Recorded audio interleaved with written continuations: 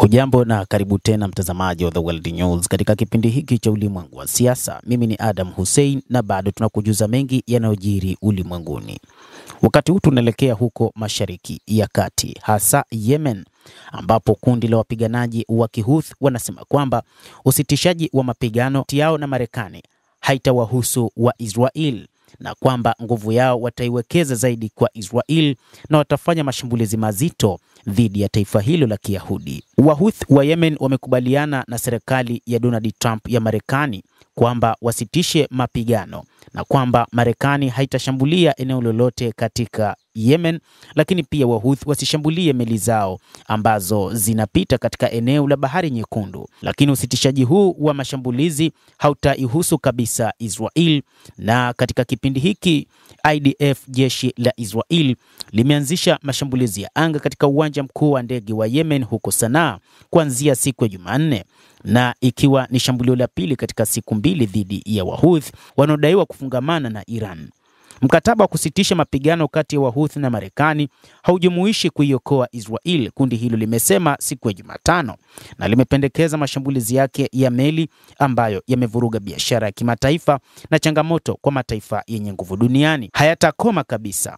Rais Donald Trump alitangaza Jumanne kwamba Marekani itaacha kuwashambulia wapiganaji wa Kihouthi kwa mabomu na ambao wanaegemea Iran huko Yemen, akisema kuwa kundi hilo limekubali kuacha kushambulia meli za Kimarekani, na hivyo Marekani imeona hakuna haja ya kuendeleza mashambulizi dhidi ya kundi hilo la wapiganaji wa Kihouthi.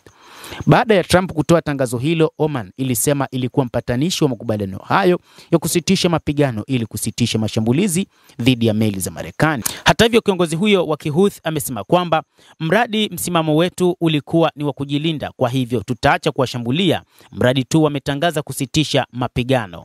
Anasema ingawa mvutano unaweza kuwa umepungua kati ya Marekani na Wahouthi, kikosi cha kustahimili ambacho kilistahimili mashambulizi makubwa ya mabomu yaliyoongozwa na Saudi Arabia kwa miaka mingi katika vita vya wenyewe kwa wenyewe nchini Yemen, kikosi cha Wahouthi, ambapo makubaliano hayo hayaondoi mashambulizi dhidi ya meli au shabaha zozote zinazohusishwa na Israel. Wahouthi wamesema wataendeleza mapigano dhidi ya Israel ambayo inaendeleza mapigano yake huko katika ukanda wa Gaza, na wao mpango wao ni kuona wanatetea watu wa ukanda wa Gaza kutokana na kile wanachosema ni dhulma inayofanywa na watu wa nchi hiyo ya Israel.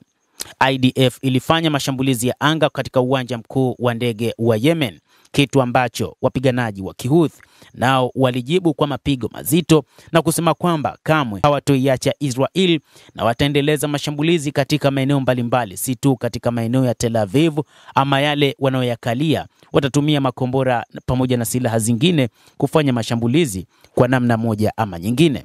Mtazamaji wa The World News, hayo ndio tuliokuwa nayo wakati huu.